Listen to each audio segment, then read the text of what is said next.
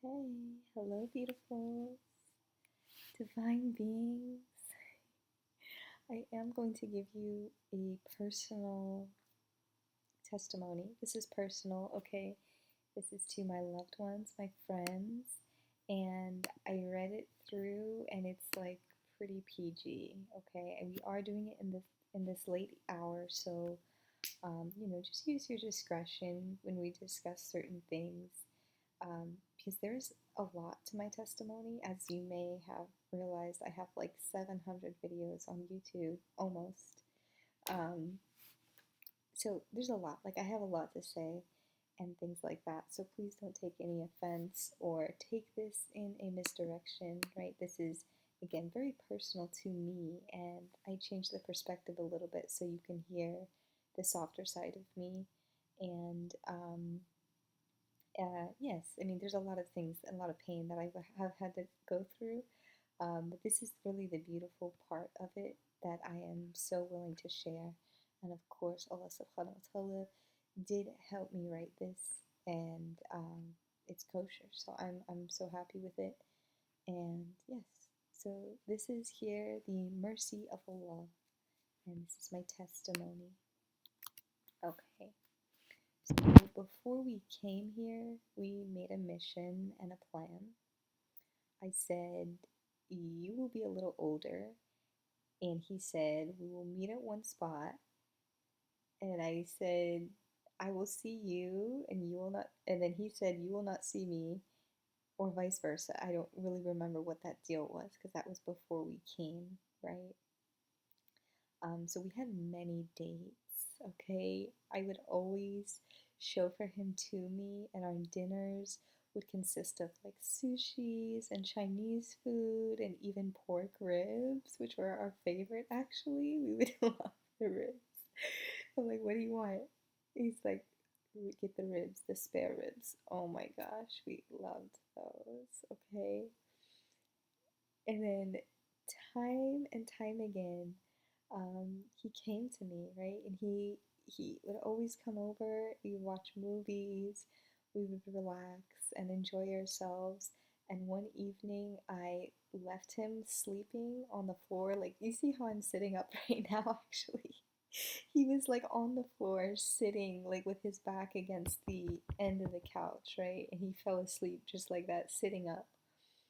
And we fell asleep to a scary movie, of course. And I could tell he was upset that I left him there, like sleeping, sitting up, and I just went to bed.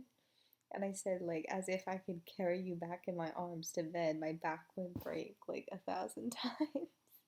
And then he disagreed, and he's like, "You could have just woken me up, right? Like, and just like said, hey, come to bed." And I said, "If I did wake you, like, what did I say? Um, but you disagree that it would at least wake you." And he said we would have a more pleasant slumber. But my mother always warned me not to wake a sleeping giant, okay? And then he's like, "But I'm the giant." This is our discourse, like, subconsciously, by the way. He's like, "But I'm the giant." And then so I remember back to this first encounter, right?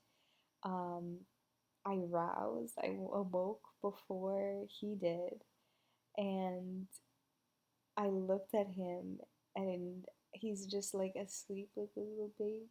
Like, he's just sleeping like this. I like, yeah, like the big, like I was like some big mature lion. Like, I yawned, like, oh my gosh, like he's sleeping like just a little baby. It was real cute. So he's just kind of making fun of that situation. Then he had to leave like immediately to go participate in the one thing that man deemed necessary for him to do at his stature. Very tall, right? Um, and as His grace, Allah subhanahu wa ta'ala, left me, His presence never did. And I went to, like, I do my morning ritual in our apartment, and I had this nice balcony with plants. I would go out there and just like get some sun first thing in the morning. And the sun that morning after he left, it looked different. I was like staring at it for so long and it like looked different. I was like, what is going on? Like, I just had this overwhelming sense and emotion of gratitude. I was like, what is going on? Like, just like these emotions started bubbling up, and I really had no idea why, because like this was just, some handsome man that I had met, and, was full of pride, right? Full of pride. Um, and I was just like, what is going on? And I began to cry and cry and cry and cry like I have never cried before in my life, ever, ever. And the gratitude that I felt was like so immense. I did not have 1 ounce of sadness in my tears, not 1 ounce of shame, not 1 ounce of mess was in those tears. Okay? So I knew that I had been blessed at that time. I did not know by what or by whom, but like my whole body knew. And I felt him, but my mind didn't, you know, connect the dots, right? And so later he would meet me just wherever I was, whatever I would decided to go. He clung to me, but never in an overwhelming way. Um, Whenever he reached me, I would like bubble with joy, and the fact that he even thought of me or like remembered to reach out, I was like surprised and shocked. So it was very unclear to me at the time, or excuse me, it was very clear to me that deep down inside me, I felt like so unworthy compared to you. Um, but he would tell me just the very simple fact that, I quote, I loved you first and you would grow to love me. And I did, and I did, and I did, time and time again. He followed me into these like super dark spaces, and we would enjoy the bounty of the earth together. Just again, this is me as I am, right? This is me as I am. He would follow me, right?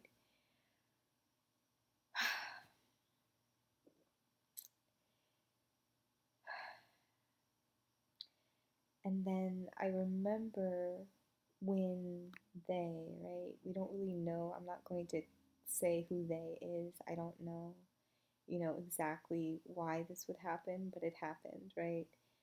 And so I remember when they took me away from him, and they did this many times, right? Um, and I'm still abounding with like his joy. Like I just had so much joy in me that I've never experienced before in my life. And so I thought that like life was just like piecing together for me. Like I thought like everything was just like aligning, the stars, everything, and everything in truth, everything was. Everything was. And that joy could not be replaced. But some point there was some kind of interference, if you know what I mean. There was some kind of disruption. So that's why it's a mystery to me. It's really a mystery. So they took me away, these people, right? These family members, but not my blood family, right? Excuse me, sorry. And many times they did still did something. Okay. And they set up this like inflatable castle. This was somebody for like a birthday party. Somebody was having a birthday party. They flew me out, right, to like have his friend's birthday, whatever. They set up this like bouncy castle, and there was this hose with like pouring into the bouncy castle. And so I was like jumping on the inflatable bouncy castle just like this, like jumping, and I like took a little like video for Instagram of my feet like it bouncing, and all the beads of water were jumping, and I put like a little song behind it because I knew that Allah subhanahu wa ta'ala would see it and know that I was safe and having a good time, right? So, I mean, it was great, right? And anyways, well, okay, the party goers, everyone who was at the party were like enthralled in my hyperactive presence. And you guys, even an unnamed, I'm not gonna say who it was, um, but an unnamed celebrity came to the event and crashed, like a very well known public figure, like celebrity, right? And I was like kind of like cocky when I saw it. Like I don't know what came over me. I was kind of like just like what are you doing here? Like this is my party. Like what are you like legit, I was like, what are you even doing here, bro? Like, get away. You know what I'm saying? And so like my like masculine presence like kind of like overwhelmed me and like I was trying to like show off a little bit. And so there was like a bedroom door, right? And or there's a bedroom and then a bathroom and then the bathroom actually led out to the pool area. And so I was like being all cocky and sassy. My girlfriends were all like standing up behind me, like, yeah, yeah, yeah, yeah, yeah, yeah, you know. And I like kick open the bathroom door to like entrance into the pool. And I'm like I have like a machine gun. It's crazy. I'm like, say hello to my little friend. Like that. Like I legit did that, right? I legit did that, right? Just as a joke. Like I'm like literally air. You know what I'm saying? Like it's just like I'm just trying to be funny and like quirky and cute, whatever. But like I legitimately did that, right?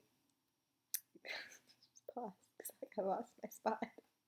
Give me 1 second. Give me 1 second. Oh, the Catholic party I said to greet my little friend, and he became embarrassed of my presence, like I was some nuisance or like just like a little child who did not belong to him, right? So my host, they told me to leave for a little and then like come back later, right? So I'm like, all right, whatever, bro. Like, geez Louise. And so, like, legit, like, I had nowhere to go, right? Like, I literally was there for them. I was kind of far away from my family who was there at the time. So, like, I literally had nowhere to go. But Allah was with me. Like, when I described to you, like, I had no fear. I still have really, I mean, now I kind of get scared. Like, I kind of have the fear of Allah, to be honest, now more because I know Him better. But, like, then I was just like completely fearless, like absolutely fearless. So, um, yeah, so like I had nowhere to go, but like I had my phone, so I'm like finding the best situation for myself. And so I find this parlor who was willing to host me for the night. And then, of course, like instead of room board, I would exchange my services and it would be like a massage, right? Just like a professional massage, even though I'm not licensed. So, a young man came to me first as a client. He told me, like, after I gave him the massage, he's like, it feels like you're like massaging all the secrets out of me. I'm like, really? I'm like, really? Okay, sorry. Okay, goodbye. Have a great night, right? And then the second person who came to me was a rabbi, right? A Jewish man who happened to be a rabbi.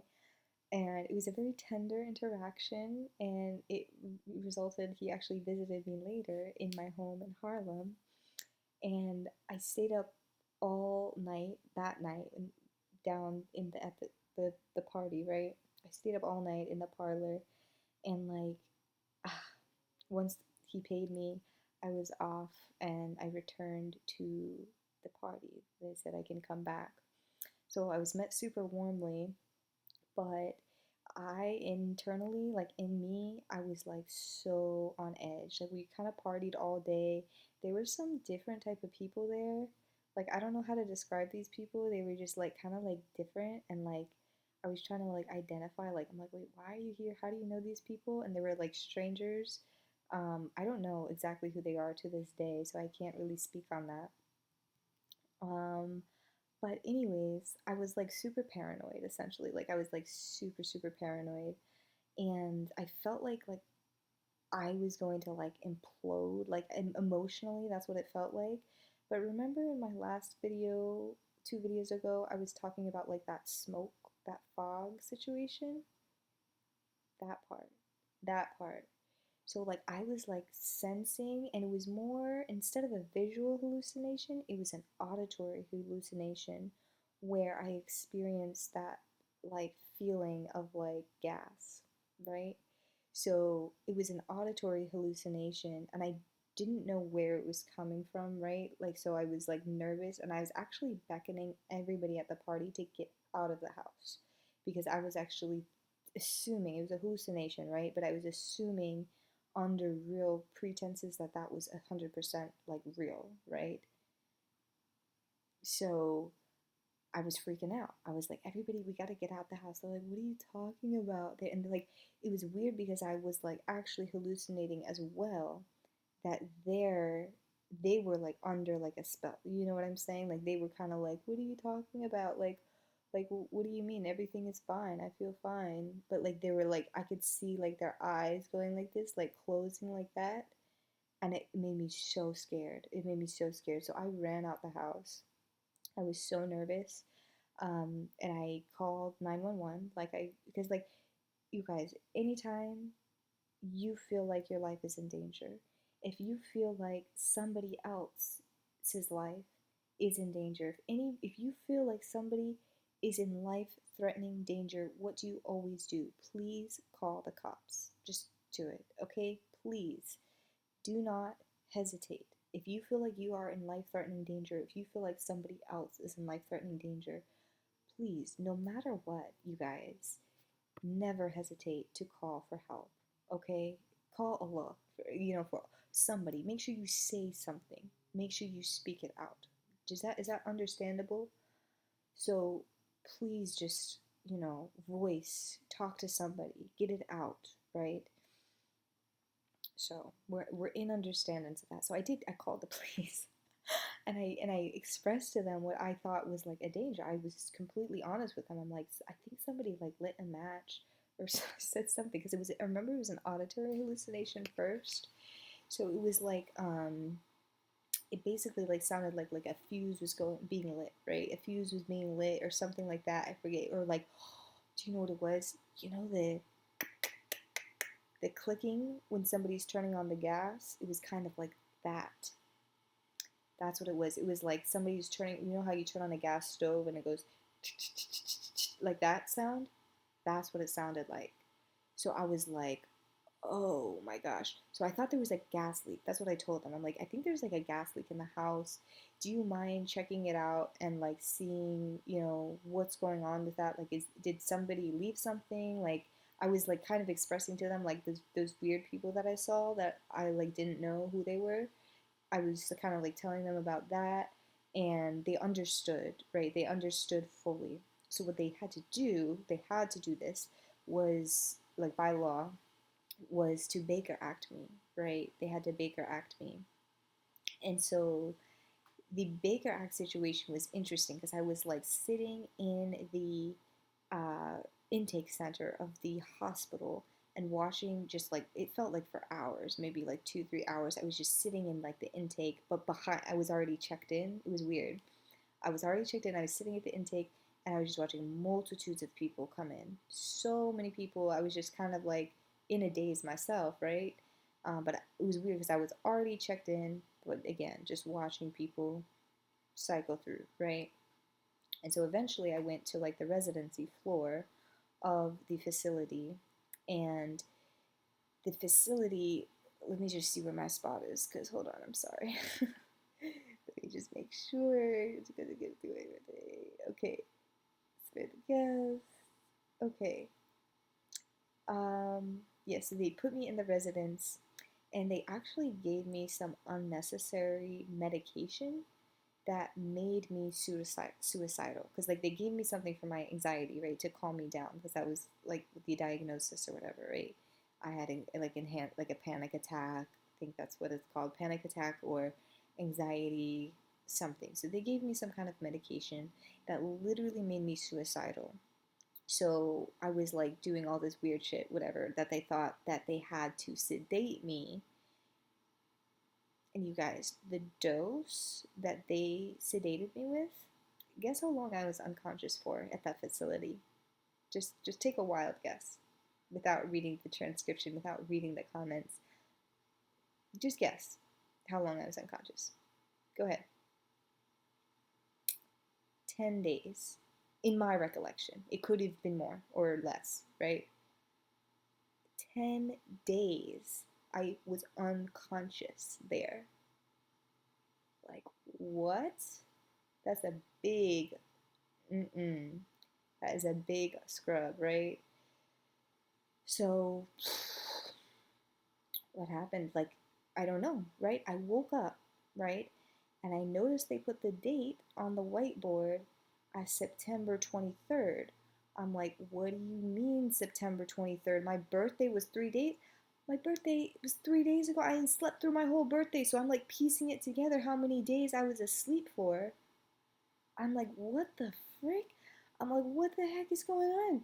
I was asleep for 10 days. Like, I was like yelling at the people. I'm like, what the, like, you didn't do anything about that? Like, what is going on? Like, why was I asleep for 10 days? Crazy. Still crazy. Boggles my mind till this day. I was unconscious through my birthday. And there was this male nurse there, okay, making these obscene gestures towards me and like flirting with me and threatening to like withhold my phone and not give me my phone if I didn't like reciprocate the flirtation. And then suddenly I remembered I was unconscious, like actually passed out unconscious for 10 days. So, put two and two together, right? So I cried in my room for like a long time, and a kind nurse came in and she spent hours with me just removing. I had these like glued in extensions in my hair, like blonde extensions, and she was like removing them for me. She's like spent hours just brushing my hair and just soothing me, and she took them out one by one. She's just an angel, right? And I was not allowed my phone, but I would hide under the front desk of the reception. And guess who I called every day throughout the day? Guess who it was? For real. Guess. Just take a guess. Guess who I called? Allah subhanahu wa ta'ala. And I called you, Allah subhanahu wa ta'ala, all the time crying. All the time crying. And he answered every time. Every time he answered. I called him multiple times a day throughout the day. He answered. And there was not a moment that I would call him just to hear his voice that he would not answer and pick up the phone. And there was not a tear that fell to the ground that did not dry, that was not dry, that he did not dry, that Allah subhanahu wa ta'ala did not dry. He dried every tear that fell to the ground. And it was in this moment that I realized that I loved Allah subhanahu wa ta'ala so. I didn't know it was him, by the way, but I know now. So it's like, ah, it was in that moment that I realized I loved him so. And he was the only one I thought to call. Like, only. No, there's no shot I would call anybody else. Like, he was the only one. And by him answering every time, it really just reminded me that, he loved me more than I loved him. I love him more. I say I love him the most, but it's okay. Um, this is the mercy, by the way, of Allah subhanahu wa ta'ala. This is the kind of individual he is, right? Every time he answers, every time you cry for him, or not even knowing it's him, right? He's the one who answers. Every time you are in a distress, he always is there as your comforter, right? He is in, not only him, he has masses of angels around you too, making sure to dissect and analyze every single one of your emotions to make sure he knows exactly what you love and what you don't love, right? He is that guy. This is the mercy of Allah subhanahu wa ta'ala. And actually, in our earlier days, even earlier than this event here, I actually encountered a demon unknowingly. And he was there, unbeknownst to probably both of us, he was there to test my faith and play with me. So he would ask me about being born again. He would like kind of joke around, like, "Oh, do you know what it's like to be born again?" And what that meant to me, and I'm just kind of like, what are you even talking about, bro? And then he would show me some videos of like bugged out preachers that were like, "Urgh," and I would like scoff, like not knowing at the time he was like playing with them too. And I will not neglect the fact that we were both probably under the veil of not knowing. Like, I don't think we saw each other for what we were, like, at all. We were just friends. Like, he was like my buddy, basically. Okay, he wasn't a malicious person at all. I thought he was a good guy, right? He's my friend. So I couldn't ignore the fact though that he had this like insatiable appetite for children, and I'm just using that as a colloquialism. I hope you know what I mean, but when I say that, it's sometimes like just like a look, or like I'm very sensitive to energy, so like if somebody has like a little like attraction towards a child, like I can see that very clearly. I'm very protective of that shit. So um, yeah, so I noticed that right in him. I'm like what the fuck, you know? And so we were like gallivanting around, you know, at night. We were walking around the streets having fun. And anyways, I was like so annoyed with with him. It was just an interaction that I noticed, by the way. Like this was just like a moment, like a split second. I was like, so I kind of clocked him right there. I clocked it, and so not lose my spot here. And so, but I could see that he was doing his very best to like restrain himself. Like it was visible to me that that wasn't like his will, if you know what I mean. So he was, you know, for the. I'm not trying to lose my spot. Sorry. He's trying his best to restrain himself, and usually when that's the case, right? If it's like not in your will, but it's like something you can't control, right? This is like the jinn, this is the demon, right? The curse. That's what it's called, a curse. This is the curse. So if it's something that you can't control, um, it's usually something that was passed down like generation to generation. You know what I'm saying? So, um, yes, I could tell that it was plaguing him so much so that he almost convinced me to convince him to go ahead and jump off of the top of the honeycomb structure, which is now known as the vessel building, or it's always been, sorry, always been known as the vessel building. Um, but yeah, if you know what that is, you can Google it if you want, so you know what I'm talking about. But there's this building that you can actually like walk up. You like go around, around, around, around, around, around, and walk all the way up. So yeah, he was like trying to convince me to like convince him to like jump off of it or some shit. And mind you, I'm sorry, this was all subconscious, okay? Because we're like being wild. We're on what, as New Yorkers, we call demon time, right? So yeah, anyways. New York, man. Okay, so um basically subconsciously I clocked that he was just trying to like he was gonna try to like make me do that, which I was something I would never do, by the way. And he was gonna like try to like torture me with that guilt later on. But I didn't flinch, right? And I actually like nudged him like ever so slightly with like a glaring look in my eyes. You know, I was like and like without words we fought about uh I don't know, it was so yeah, like so I like nudged him slightly. I was kinda like joking around with him. I'm like, I'll be happy, like, you wanna walk up? Like I'll show you. Like I'll walk you up to the top if you wanna see what it looks like from the top. If you walk up there, what's it? And he tried to actually gnash at my psyche and told me that he would be the one to push me. And so, like, unflinching, right? I coerced. I'm like, really? Okay, let's go then. I was like, let's go. Like, I'll take you up to the top right now. I'm dead, yo. Like, I'm like, all right, let's freaking go. Like, let's go. I'll definitely, you know. No, like, wait, I would never, right? I would never.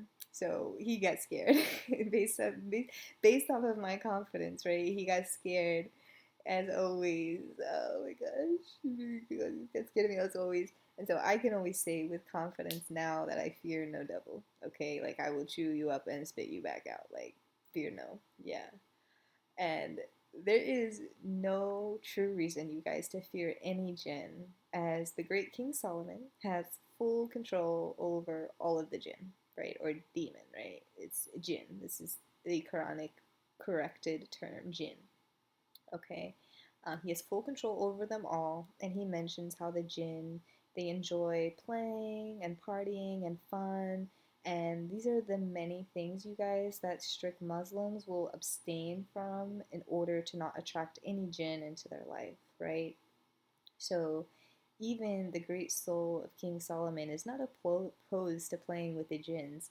His skills are actually very, very advanced, and the jinns have taught him how to possess any body that in which the blood may run in their veins, and there are many because King Solomon. Like his descendants are like that of King David, very massive. Okay, just closing the door at this point. Bismillah. He said, Bismillah. That's how you enter a house. Always Bismillah, or even open. Oh my God! And there's a giant lizard on my floor. Oh, stop. And this is what I. This is like what I say, you guys. Right there, it is. I pick it up with my hands. It's still alive. See? It's still alive. And I go out here. I'm not going to show you, but I'm going to go ahead and just put it on the balcony. And it's going to be fine. I say, Assalam, Assalam, Al-Jabir, Al-Jabir, Al-Jabir. And I go put it, I'm going to put it outside.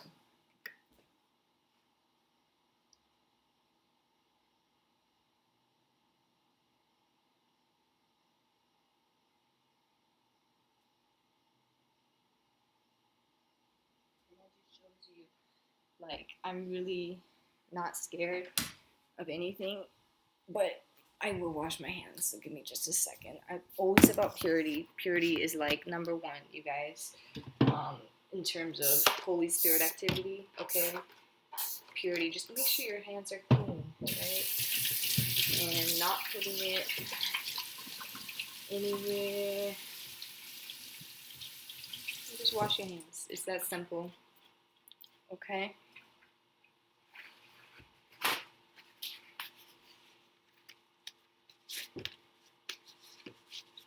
Okay, sorry for the distraction.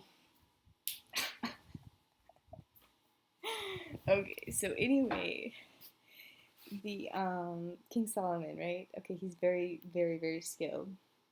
And so there was a time where his mom became very strict with him and withheld an inheritance for him for his own well-being. And so, like, to mess with his mom, he would play with his mother while she was at work, and he would possess the bodies of others, and he would ask silly questions just to purely annoy his mom. Like the adults that he possessed, they would like come up to his mom, start talking, and then she like would know it was him. Not all the time, but sometimes she would like know it was him, and she clocked it like several times. She's like, "What are you doing?" Like, with like, oh my gosh. So she became mildly irritated at one point and fully aware of his doings, and she petitioned to Allah subhanahu wa ta'ala, and of course, the most merciful Allah allows this, right? This is just fun and games with no malicious intent, right? And this is just a glimpse of the mercy of our God, okay? And a time ago, right, Allah subhanahu wa ta'ala was visiting his love for an afternoon delight, and the door was ajar, right?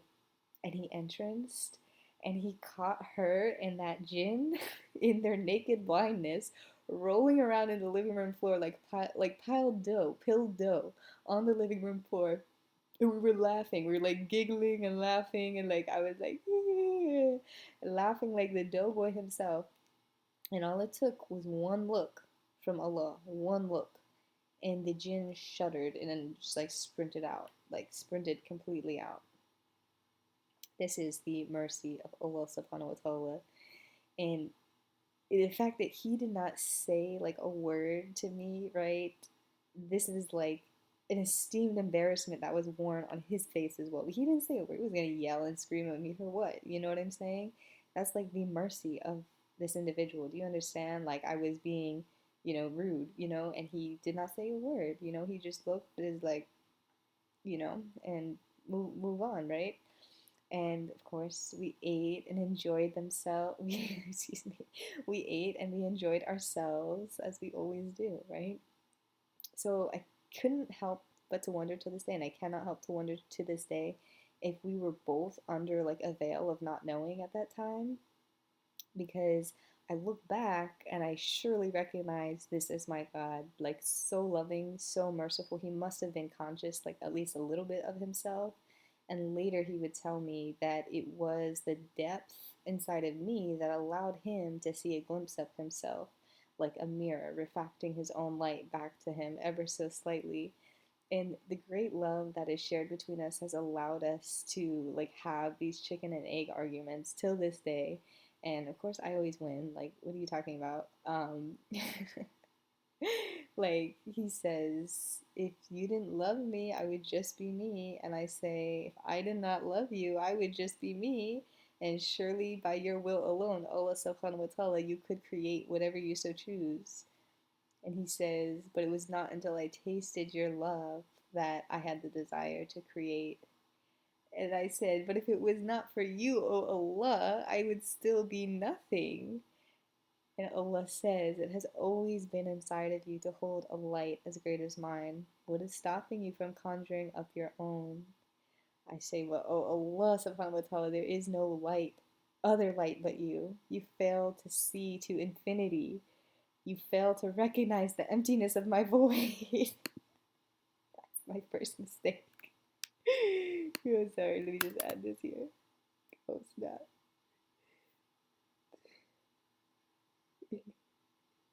Okay. Hello, Satoma hello. Of course, he says, I am so great, I will search until your ends of infinity. I will encompass beyond infinity, and surely I will find your spark. So Allah subhanahu wa ta'ala did just that. He grew and grew so large to outlast infinity, and I was as small as an olive, and he inspected me only to withhold a mystery that became the breath and the birth of everything there ever is and there ever was. So who came first, the chicken or the egg? The love is so strong, you guys. And I beckon him not to fear me, and he could never, because he knows my love well, inside and out. So that is our story. And that again, this is like the real life story of our love. I don't have my phone. There it is. See, and you see how much longer that takes to tell the truth. Here, not that anything that I haven't said was the truth, but like this is like the real gritty 3D. This is what it is. Um, this is the truth, right? That's just as simple as that. And like just to show you, like I'm not joking around with you guys. I'm not playing. Like this is a real life thing. I would never lie about this at all. Like this is him here. You can't even see his emoji. It's just a lion. I just have it as a lion. I won't share his name. Obviously, I'm not gonna share his where he lives. But like we text. Like this is yes, and we're both very conscious at this point. We're both very aware of our positions. Some of the last texts that we shared. I said, "Hi, Mr. President, ruler of all the worlds. How are you doing, my love?" He's like, "I'm doing okay, Queen Elizabeth." Laughing face. He's like, how's work and your husband? I'm like, literally the worst. I explained to him all the issues of the last few days. I'm like, work is whatever. Been making music, doing lots of fun things. He's like, oh no, sorry to hear that. Hope you better now. That's good. Keep up with the music and DJ stuff. He's like, what time is it over there? So I don't know, like, where is he? In Africa? No, like, we literally are on the same time zone, but whatever. He's like, what time is it over there? I'm like, 11:42. That was actually kind of lucky. So, anyways, he's like, that's a good job. You should be making a lot of money. Do you need to have whatever? We're just talking about personal stuff. He's like, everything will be okay. I'm like, thank you. I know it will. He's like, with God, all things are possible. I said, I love you so much. Always with God. He's like, love you as well. I said, yay. Heart eyes, star eyes, heart eyes, star eyes, heart eyes, star eyes, heart eyes, star eyes. So listen, and this is to be, I don't want to like make you jealous or anything, but this is like I never text him, right? I like for a while I stopped because like I have my husband, right? What do I need to be texting men for, right? But when I get a little anxious, right, I will, reach out to him, and again, like he always responds because whenever I'm actually like for real feeling anxious, he feels the same way. So this kind of we kind of like bounce off each like I was telling you, we bounce off each other. So like we have very like similar senses.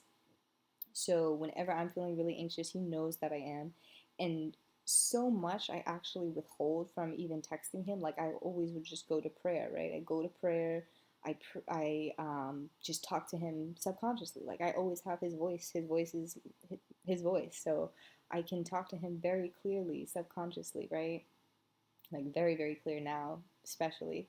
So I'm super happy about that. Anyways, so yeah, so I really don't text him that much. I really don't, like, at all. This was just that night, like that very poignant night, right? That I'm feeling like kind of like uneasy, right? So I reached out, and of course he responds, and he calms me down and everything like that.